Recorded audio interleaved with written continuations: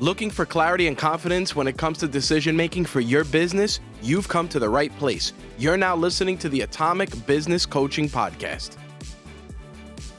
All right, so this week's episode, I want to talk about some stuff that Tom and I are doing. We're in a book club, and it's a book called Day Trading Attention, written by Gary Vaynerchuk, and we have 7 entrepreneurs that have been reading this together, and then we share our insights and everything. And it's a lot about social media and how to help your business out. And any of you who are listening to this, you're most likely a business owner or you're involved with business owners, and social media is something that you have to do now, right? It's really not a choice.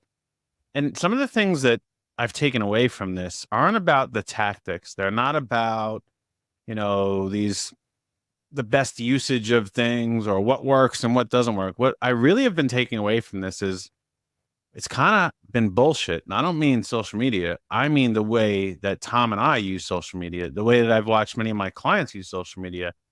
And there's a certain point when you can't be a hypocrite and you can't talk about how you're going to help people and not help yourself. And I want to talk about kind of being more vulnerable and having the ability to learn and having the ability to implement. So Tom, I want to use the book as what we've been talking about over the last 3 weeks in the club, and just not necessarily specifically just social media, but more about what we've taken away, what we learned about what it takes to execute on our business, what we need to do, what, anyone who's listening to this should consider. And yeah, let's take it from there, right? Yeah, no, absolutely. I think, like the thing he talks about the most in the book is about being authentic and being your authentic self and not and being real through your authenticity and allowing yourself to be very vulnerable. And it was interesting as I was reading the book last night in preparation for today, I was like, this is really hitting me hard. Am I being authentic enough in everything that I do? Am I letting people see the real me? Am I allowing myself to be out there the way I should? And that's what I think you're talking about in being hypocritical, right? I mean, that's the key, is how authentic are you really? And are you 100% authentic? Is there a gradation to authenticity? Like, how do you measure that? How do you determine that?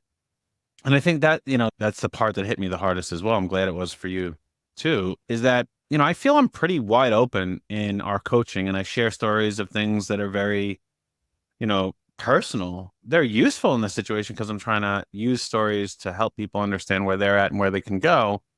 And then I feel that we do a good enough job on social media doing this, but then I really start to think, I'm like, how open am I? How much am I sharing? And listen, I don't expect anyone listening to this to share every part of your life. There's certain things we want to protect, like once in a while I'll use or talk about my children, but very, very rarely, and that's not something I think is appropriate. If you want to do it, that's wonderful, but there's certain things that's like, why aren't I going out there and talking about these things? They've made a huge impact in my life, positively or negatively. I've been in situations that I've learned from. I've been in certain things that were exciting. I've been in things that were troubling and scary. And when I start to think about it, it's like, why am I not talking about that more? Am I trying to fit into this box that's appropriate for almost a facade that needs to go out there? But then when they get behind closed doors and they work with me, they get to see everything. And it's like, why would I have that inside of coaching, but not put that out there in the world? And that's my thought process after this, is like, why? Why am I not doing that? Well, it really, the way you were describing that, I could only think of this one thing. We all take on a professional persona based on the industry or the profession that we enter. And, when I was a physician assistant, you were expected to be a certain way. And when you're a coach, you're expected to be a certain way, a lawyer, a certain way. And everybody is expected through societal understanding of an industry or a role that there's certain ways that someone should behave.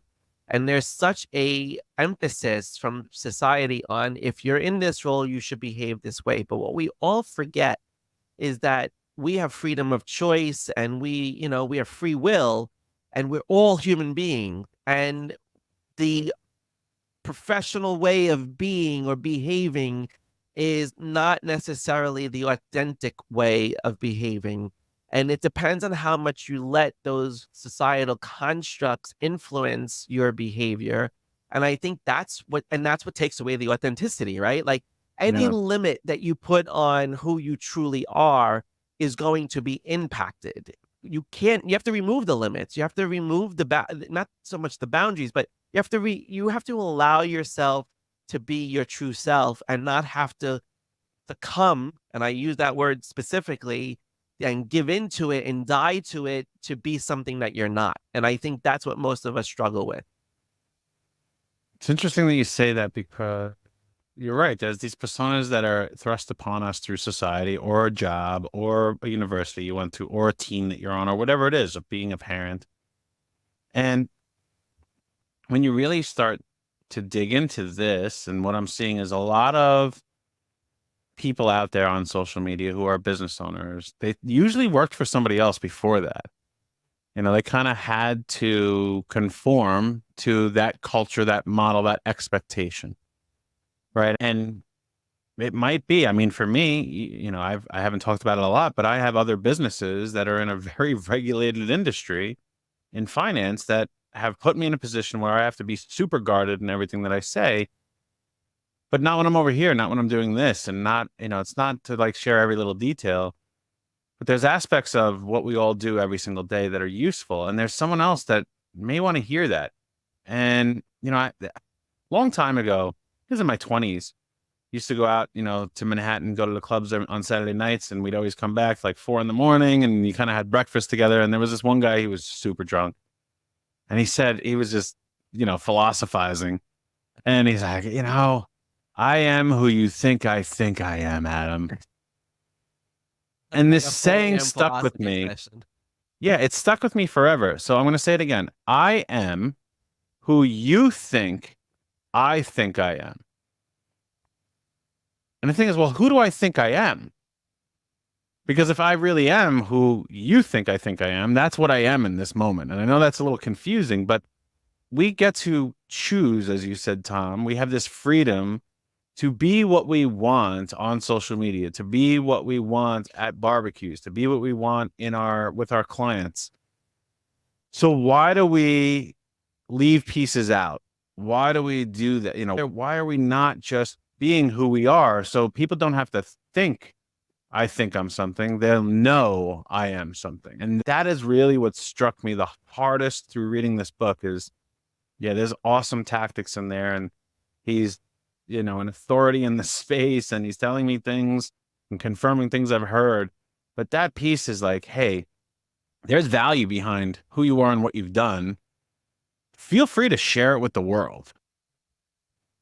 Yeah, I think a lot of it has to do with the judgment that we experience from the outside. A judgment takes away our ability to be authentic. Because we're afraid of what other people may think. Again, it comes down to societal construct and societal norms and societal expectations. But what about for businesses, right? Like we're in a different era of business where business isn't this, you wear a suit and tie, you do your job, you punch the clock 9 to 5 and you leave. And most of who listens to this and most of who we coach and most of who we engage with on social media is in a very similar situation where they're in total freedom of what they want to do. But how do we migrate out of like, I'm supposed to I get to?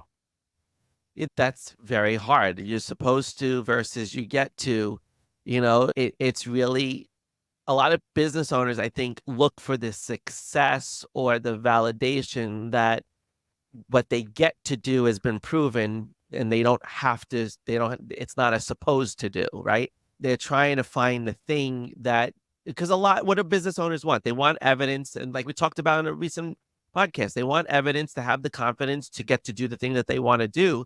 It comes from the evidence. And I think when they don't have that evidence, this is where imposter syndrome creeps in as well, is that I don't have the evidence to support that I get to do whatever I have to do. So I have to go with what evidence supports what I'm supposed to do, right? So it's when do they draw that distinction between the evidence that supports the supposed to do versus the evidence that supports what I get to do. And I think until you achieve that evidence or success, you then get to do what you get to do. Does that make sense? It does. And you're making me think deeper on imposter syndrome. Maybe imposter syndrome is bullshit, Yeah, right? Maybe imposter syndrome is just these restrictions we put upon ourselves because we're like, I don't know if I could do this. Because you're not allowing yourself to do what you know you can do. correct. And that's what I'm getting at here is I think we know what we can do, but we're scared to do it. Right. And a lot of that comes through in what you're portraying out there on social media and in the public world. Yep. So maybe you're an imposter. Maybe I'm an imposter. Maybe people are an imposter and they have that syndrome because they're actually not being who they truly are because they think there's a negative byproduct on it. And businesses now, like I'm saying, they have this freedom to do whatever they want, serve whoever they want. They have access to 7-8 billion people now. Is that maybe you don't have to have imposter syndrome. You could just be exactly what you are and find this tribe of people that relates to you and the things that you're relevant about. And that's what you get to be. You don't have to conform to the big this and the big that. You get to actually create whatever you want now. But maybe us included are not allowing that to take place. Well, I think you hit the nail on the head. Be who you're going to be, and you will find your tribe, or your tribe will find you as a result of that. And that's one of the things that he talks about in the book around cohorts, right? Is whittling down to a very, very, very specific thing. Like in the chapter last night, like if you want to target 18 to 25-year-old males, well, maybe you got to go a step further. Males that watch basketball and live in Tennessee is going to be very different than males that are in New York and hiking in the Adirondacks. And this is where if you allow yourself to be your true self, and this is the law of attraction, and I don't want to get too woo-woo, but if you put out there who you are authentically, the people who are attracted to you that are going to be your tribe are going to follow you, and they're going to learn from you, and you're going to learn from them. And you don't have to worry about anything else because then you found your tribe. We all have a place where we fit in this world. And sometimes we try so hard, and I say this all the time to people, don't try to fit into other people's lives. Let people fit into your life. And I think I'm getting such clarity right now in this conversation with you, what that really means. What that really means is be your authentic self so that the people that you need to be around are attracted to you and are with you. And then you will live more authentically, period. I'm thinking about who I'm really attracted to, listening to, learning from, consuming their content and everything. And notice I said who, right? I didn't say what. Right. Like, I don't really follow brands anymore. I follow people that represent the brand. And maybe they're the owner of it. Maybe they're working there, whatever it may be. Or maybe they're just industry experts in a specific industry. If that makes sense. But maybe they have specific expertise. Industry. Yeah. Yeah, like they know how to change oil. Like there's some people that I watch, and my daughter watches too, and she's 8 years old, that it's like these people are just experts at restocking their refrigerators. And it's like, it's weird, but like there's millions of people watching it. And it's like, okay, so if that's the case, right? If we're really, as a society, starting being more and more attracted to these people, right, and AKA influencers, right? They influence our consumption. Well, why wouldn't we as business owners start doing that? So many, especially newer business owners, I said it's both ends of the spectrum, newer or ones that have a legacy business that it's proven and tried and true, right? The middle is different, but those newer and the tried and true, most of the newer ones that we work with, regardless if they're making millions of dollars or they're making their first dollar, these newer business owners that we work with, they're all talking about the result, and their differentiator is how they arrive at the result and the results that they deliver. When if I look at who I purchase things from, that's kind of a byproduct. Like, I liked them. I liked the way they thought. I liked the things they do. And then they happen to have either provided a service or a product that I'm like, I like this guy. If he likes this thing, maybe I'll like this thing too. right? Or I like that this chick is really awesome. When I watch her, it's very interesting and engaging, and she provides this service that I need that service. I'd rather do it with them. Right. Maybe we're got this all backwards and upside Yeah. down and inside out. And you're like, That's what it feels like. maybe it doesn't start with the result and how I do this and what you want and what you need and the solutions and the problem. Maybe it just starts with like, do we like each other? Am I interested in one another? Yeah. Because you're more inclined to buy from somebody that you like, that you feel you can trust, that you build a relationship with, that has some kind of connected energy to you, right? That's the thing. It's the energy that we get from other people that attracts or unattracts us to that person. Is that how that energy mixes with your own energy and how you feel around that person, right? We tell people all the time, surround yourself with like-minded people, because when you surround yourself with like-minded people, they are usually on a very similar frequency of energy that you want to be on or that you are on, or they might be a higher level of energy that you really want to achieve and you want to emulate. So you hang around those people. And that energy, what I'm saying, is really the authenticity. You don't have to put on an air. You don't have to put on an act to be friendly with that person, because you already connect. You know, when you meet somebody and it's like you've been friends forever, there's an energetic connection that exists because it allows you to be your authentic self, because you don't have to impress. You could just be you, because that, you know, that person sees the truest version of you. Right. Yeah, there's something interesting here I'm thinking Yeah, about. if people aren't watching this episode, Adam is in like his head right now. Like I can see like Mhm. it's running wild on the inside, just like holy cow, there's something happening here. And There I is. want people to appreciate that, because the level of depth that you're going into is, I love when you go there. It's awesome because I could see it. Yeah. I feel it. It is happening. The place I just was is that I'm now going through my brain of purchases I make and things I do. And what I'm realizing is, again, I'm going back to people that I follow on social media regularly, that I'm either very, I admire them or I appreciate them, or they do bring value or they do bring entertainment. But most of these people, I have a predetermination that I'm not buying their shit. Like I have no interest in buying their thing, but I still pay attention to them. And I still watch. I'm not going to buy their thing. I already know it. Either I have it, I do it, I don't need it. And I'm like, there's no way I'm going to buy this thing. But as I was just thinking that through, I'm like, but when the day comes that they have the thing that I do need, I wouldn't even hesitate to buy it. Like, it's just like, of course I'm doing that with you. And maybe that's the thing is, when you're inside with somebody, you're in the inner circle with somebody, you already trust them. And that day that you need the thing that they have, there's zero hesitation, regardless of cost, regardless of effort, regardless of results.